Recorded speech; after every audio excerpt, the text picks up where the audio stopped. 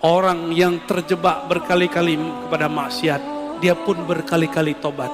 Sampai tobat itu jadi makomnya.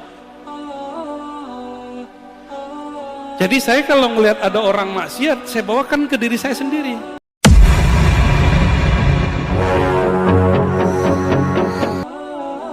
Antum jangan jijik ngelihat perempuan yang buka aurat.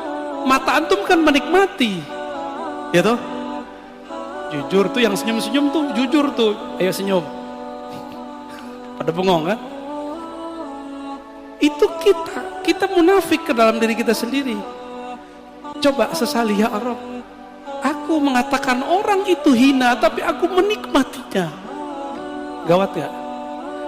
Kita jijik katanya, benci melihat orang buka aurat, tapi mata antum tuh gak bisa lari dari dia. Bisa gak mata kita lari dari orang cantik, bening, buka aurat? Gak bisa. Antum gak ghadul basar di depan orang. Antum bisa ghadul basar depan masyarakat, depan teman. Di rumah buka Instagram bisa ghadul basar gak? Saya gak yakin, jangan sok suci. Maka karena kita ini gak ada yang benar utuh, makom pertama yang mesti kita buka adalah makom taubah. Assalamualaikum warahmatullahi wabarakatuh, Buya. Assalamualaikum. Alhamdulillah dengan skenario Allah pagi ini saya bisa bertemu dengan Buya. Saya Pras dari Pasar Kemis Tangerang. Tempat Abu Yauci. Iya, Grand Batavia Pasar Kemis. Nah, saya juga mengucapkan terima kasih kepada Buya telah membawakan cermin kepada saya, sehingga saya baru menyadari saya berpakaian seperti ini saya malu rasanya dengan perbuatan maksiat dulunya gitu. Cuman saya sedang belajar untuk memantaskan diri di hadapan Allah. Ada dua pertanyaan yang saya ingin tanyakan, Buya. Yang pertama, bagaimana menempatkan nafsu dalam amaliyah diri? Yang kedua, adakah tips atau cara pada saat muhasabah kita tidak terjebak dalam perenungan dosa? Mungkin itu saja, Buya, yang ingin saya sampaikan. Assalamualaikum warahmatullahi wabarakatuh. Assalamualaikum. Nafsu itu jangan dikasih kendor, karena ayatnya waman nahan nafsa, siapa yang menahan jiwanya dari kecondongan fujurnya, jangan dikasih kendor. Jangan masker doang yang bilang jangan kendor. Ini masker jangan kendor, giliran nafsu dibiarin. Nafs itu tidak hanya itu, nafs itu ada zahir, ada batin. Zahirnya nafs makan, pengen terlihat lebih baik depan orang. Batinnya nafs pengen dihargai, pengen dianggap alim, pengen menggurui orang, tidak mau digurui. Ini hati-hati. Masih ingat iblis? Iblis itu nafsnya pengen minta dihargai, bahasa Arabnya istakbaro. Jadi istakbaro itu bahasa halusnya pengen dihargai. Bukan saya pengen dihargai, tapi emang harusnya begitu. Ini hati-hati. Orang-orang yang tersinggungan mulu hidupnya, hati-hati tuh. Jangan-jangan antum melihara kibr, salah satu karakternya nafs. Hati, biasanya pengurus masjid kena ujian begitu tuh. Pengurus masjid, guru-guru, syekh-syekh, kiai-kiai, pejabat-pejabat, atau mantan pejabat. Dia mantan masih pengen dihargai seperti pejabat. Namanya post power syndrome, tahu? Ya, dia dulu ngurus masjid, sekarang kan bukan. Itu di banyak masjid saya ketemu begitu, Pak. Di banyak masjid, saya nggak tahu masjid sini ya. Dinamikanya mungkin 11-12 lah, bener ya, sama lah. Karena masjid ini tempat nyembah Allah. Setan gak mau diem, Pak, dia bikinlah pengurus tengkar sama pengurus. Antum yang tengkar kena udah. Kalau berbeda boleh, tengkar ya gak boleh. Berselisih itu rahmat, yang gak boleh itu takhasum, bermukhasamah.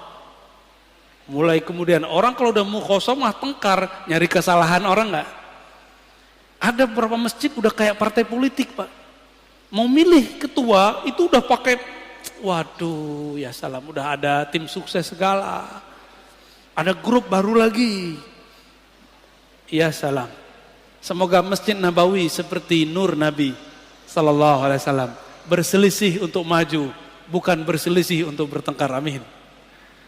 Nafs ini fiha lazzah. Hawa nafsu itu ada lezatnya. Ini saya ngomong begini, itu ada nafsunya. Kalau saya menikmati ngata-ngatain orang, maka saya niatkan kalam saya ini ngata-ngatain diri saya sendiri.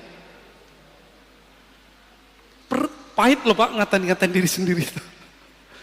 Enggak enak banget ngata-ngatain diri sendiri itu. Maunya dia mengata-ngatain orang mulu. Enggak mau muhasabah diri, maunya menghisap orang mulu. Itu karakter kita, itu karakter nafs itu. Berarti antum sudah bagus tuh pertanyaannya. Saya gitu ya, dengan pakaian begini merasa nggak pantas. Emang nggak pantas Pak. Cuma meskipun kita bukan orang soleh, kita mau meniru orang soleh walaupun hanya pakaiannya. Semoga dengan meniru pakaiannya nanti akhlaknya pun nempel ke tubuh kita. Kalau akhlaknya sudah nyampe, semoga karakter kolbiahnya juga masuk ke dalam diri kita. Nah ini, jadi gimana caranya? Jangan kasih kendor. Kasih kendor, kasih sanksi. Allah itu memberi sanksi nggak kepada jiwa ketika dia tidak mau mengakui Allah sebagai Rabb? Dikasih sanksi, nggak dikasih makan. Maka antum yang lalai kepada Allah, kasih sanksi, matanya nggak boleh tidur 1 jam. Kurangi zikir, baca Quran, zikir baca Quran, sholat. Harus disangsi diri kita ini. Diberikan dia hukuman, disiplin. Masa orang ada disiplin kerja mencari dunia, tapi dia nggak disiplin kerja untuk akhirat. Orang yang tidak sukses di masa tuanya dunia karena dia masa mudanya tidak disiplin. Sepakat? Benar? Bapak, kenapa saya bisa baca kitab apa saja sekarang? Karena saya disiplin dulu di umur, mulai dari umur 15 tahun saya belajar baca kitab, jadi telat belajar kitabnya. Kawan-kawan mungkin umur 12 sudah mulai hafal alfiah, saya belajar itu umur 15. Karena saya tahu ini ilmu mahal, nggak pernah kita tinggal lagi. Kuliah pun, ketika orang tua saya mengatakan, nak cari kerjaan bapak susah. Saya bilang, Pak, apapun tolong beasiswain saya 4 tahun. Dan benar-benar Pak, saya 12 tahun mendidik nafs saya untuk tidak pacaran. Ya, itu 12 jam setiap hari. Enggak hura-hara ke sana sini, sibuk baca buku masuk. Jadi merbot di pesantren, azan. Kadang-kadang imamnya nggak ada, kita jadi imam. Yang paling gawat apa? Dosen kita ini pesantren mahasiswa, dosennya nggak ada. Kita masih santri, orang pada ngelirik. Terpaksalah kita maju. Di situ saya baru tahu kalau saya banyak baca Pak. Tapi saat itu karena guru jauh, kolbu masih ada sombong. Bertambah ilmu, tambah sombong.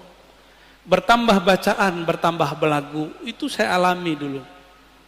Ini kan ada mahasiswa kita di sini udah jadi ustadz juga ya, Ibnu Hajar. Dia kan jurusan filsafat tuh. Ya, 11-12 lah kayak dia dulu. Bertambah baca kitab, bertambah sombong. Jadi saya kalau baca kitab dulu niatnya mau debat orang. Serius Pak. Jadi kalau baca ngapal hadis, saya niatin untuk debat salafi. Kalau baca kitab akidah, mau ngelawan Syiah, liberal. Kalau baca kitab filsafat, mau ngalahin orang-orang yang sok-sok ngomong filsafat. Bener-bener dulu. Gak ada yang bener. Kenapa? Di kolbu ada kibir. Di dalam jiwa ada karakter sombong yang belum dibenerin. Ketika bertambah sholat, bertambah sombong. Inilah yang terjadi pada orang baru hijrah jadi ustadz. Dirinya belum diberesin, apalagi mu'alaf. Bertahun-tahun dia makan haram. Sekarang mu'alaf dikasih panggung, gak mau jadi santri. Sedangkan serigala, hewan ternak, hewan buas yang ada dalam dirinya belum dididik. Jadi tazkiyatun nafs ini, kalau bahasa guru saya dulu, saya masih ingat Syekh Maulana Muhammad Nuruddin Al-Khalidi An-Naqsyabandi. lalu Syekh Hasan Basri Jalil Al-Qadiri As-Samani, apa kata mereka? Tazkiyatun nafs itu nak sama dengan mendidik anjing galak dalam hatimu, dalam jiwamu. Kamu itu sama, bahkan lebih jahat daripada anjing.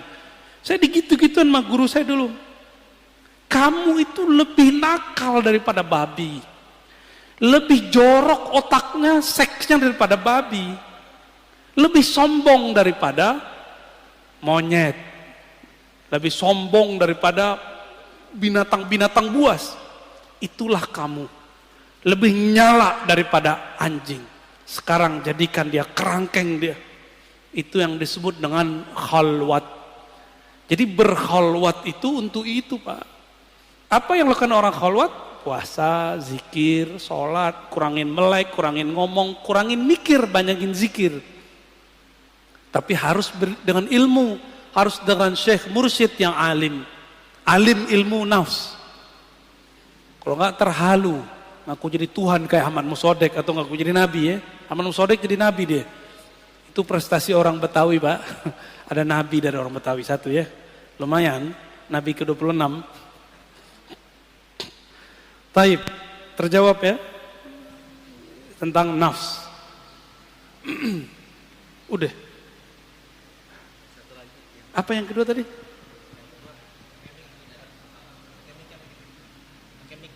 Yang kenceng aja ya. Satu. Yang kedua itu Bu ya, bagaimana supaya pada saat kita bermuhasabah, kita tidak terjebak dalam perenungan dosa. Muhasabah itu adalah cara kerja taubat. Muhasabah itu efeknya dua. Dua-duanya bagian dari taubat. Pertama melupakan dosa, namanya move on. Set, antum jadi semangat. Tapi orang yang semangat lupa dengan dosanya, bisa terjebak lagi, kan setan nggak mau diem Pak. Nanti ada setan jadi orang soleh. Gimana ciri-cirinya?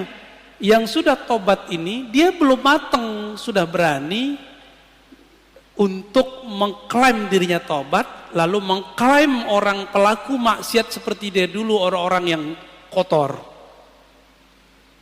Ini banyak nih anak-anak hijrah banyak kejebak di sini karena tidak tahu seni muhasabah. Ketika kita muhasabah, dalam muhasabah pun ada setan. Itu ketika kita move on, apa yang kita rasakan? Kita menyalahkan masa lalu atau kita menyalahkan diri. Kita memandang hina orang yang melakukan masa lalu kita, pekerjaan masa lalu kita itu masih dikerjain oleh teman kita. Kita memandang hina dia atau kita sayang kepada dia. Kalau antum sayang kepada dia, mengasihi dia, berarti sukses tobatnya. Innallaha yuhibbut tawwabin. Terjemahannya apa? Allah cinta orang yang tobat. Itu terjemahan antum. Kalau terjemahan ilmu ma'rifatnya beda lagi. Allah cinta para pendosa yang sadar dari dosanya. Itu arti aslinya. Berarti orang maksiat bisa dicintai Allah, bisa. Maka saya katakan ke dalam diri saya yang suka maksiat, kepada teman-teman saya yang masih maksiat, Allah bisa jatuh cinta kepada kita, kepada antum semua. Yang penting mau tobat. Lah Ustadz, saya tobat besok ngerjain lagi. Udah tobat lagi. Sambalado, gak apa-apa. Tobat sambalado itu disebut tawwab, ghaffar. Apa arti ghaffar? Allah yang menerima istighfar berkali-kali. Tawwab, Allah yang menerima tobat lebih dari satu kali. Tolong jangan dengarkan lagi kalam ustadz yang dipinjam lisannya oleh setan dan mengatakan tidak boleh tobat berulang-ulang, tobat nanti saja. Itu setan yang ngomong Pak. Karena Allah mengatakan tentang ciri-ciri orang yang mengundur-undur tobat, nanti saja kami tobat. Benar gak? Ada kan ayatnya? Ada ayatnya. Tar aja tobatnya. Kata kiai tobat itu cukup sekali. Gak bener. Tobat itu berkali-kali, maka ada lafaz tasdik, tawwab. Coba tanya kepada orang ahli nahwu sorof. Apa arti tawwab? Orang yang terjebak berkali-kali kepada maksiat, dia pun berkali-kali tobat. Sampai tobat itu jadi makomnya. Jadi saya kalau melihat ada orang maksiat, saya bawakan ke diri saya sendiri. Antum jangan jijik ngelihat perempuan yang buka aurat. Mata antum kan menikmati. Ya toh? Jujur tuh yang senyum-senyum tuh, jujur tuh. Ayo senyum. Pada bengong kan? Itu kita munafik ke dalam diri kita sendiri. Coba sesali ya Arab. Aku mengatakan orang itu hina, tapi aku menikmatinya. Gawat gak? Kita jijik katanya, benci melihat orang buka aurat, tapi mata antum tuh gak bisa lari dari dia. Bisa gak mata kita lari dari orang cantik, bening, buka aurat? Gak bisa. Antum gak ghadul basar di depan orang. Antum bisa ghadul basar depan masyarakat, depan teman. Di rumah buka Instagram bisa ghadul basar gak? Saya gak yakin, jangan sok suci. Maka karena kita ini gak ada yang benar utuh, makom pertama yang mesti kita buka adalah makom taubah. Ya, pribadi yang suka taubah. Jadi orang yang taubat itu level pertamanya move on, lupa sama dosanya, tapi dia tidak membenci pelakunya. Ada yang kedua, selalu ingat maksiatnya.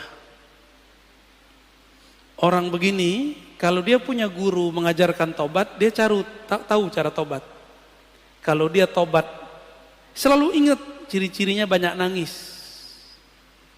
Banyak merindingnya. Kalau ingat begitu, selalu ingat dirinya yang hina. Orang begini nggak sempet mikirin orang. Jadi kenapa ada orang hijrah, habis itu ngata-ngatain temannya, padahal baru kemarin sore hijrah. Berarti dia hijrah baru pakaian dan fikrahnya, belum nafsnya. Bisa paham kenapa teman antum sekarang musuhin antum. Kenapa teman kita dulu, teman-teman ngopi bareng, ngafe bareng, sekarang malah ngajak berantem terus di grup. Malah nggak mau lagi semajelis. Itu karena dia baru di sini hijrah, tapi di dalam ini belum hijrah. Apalagi kolbunya, ya. Mana ada orang ahli zikir sibuk posting video, ya nggak? Cukup lah ya. Baik teman-teman, cukuplah ayat ini. Waman jahada fina lanahdiyannahum subulana. Mau sampai kepada Allah, mujahadah. Bisa mujahadah sendiri? Tidak. Maka ikutlah mujahadah orang yang sudah sukses mujahadah. Disitulah perlu bertorikoh. Maka torikoh perlu direvisi, diinovasi setiap masa, walaupun namanya sama. Torikohnya Naqsyabandiyah, tapi ada revisi di dalamnya. Zikirnya gak perlu direvisi, tapi metode mujahadahnya direvisi. Qadiriyahnya direvisi. Jangan kaku bertorikot. Bukankah Syekh Abah Anom juga merevisi? Bukankah Syekh Ahmad Khatib Sambas juga merevisi? Dari 2 torikot digabung jadi 1. Bukankah Abul Hasan Syazili juga merevisi?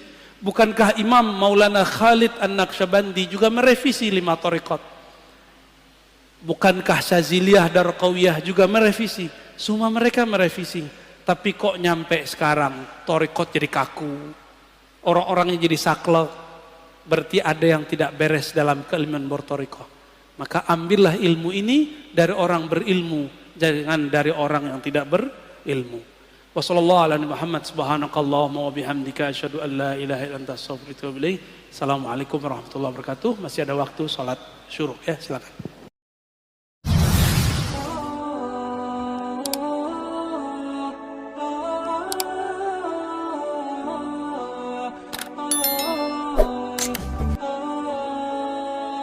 Terima kasih telah menonton channel ini guys. Dukung terus channel ini agar berkembang dengan cara like, komen, dan subscribe. Sampai berjumpa lagi di pertemuan berikutnya. Wassalamualaikum warahmatullahi wabarakatuh.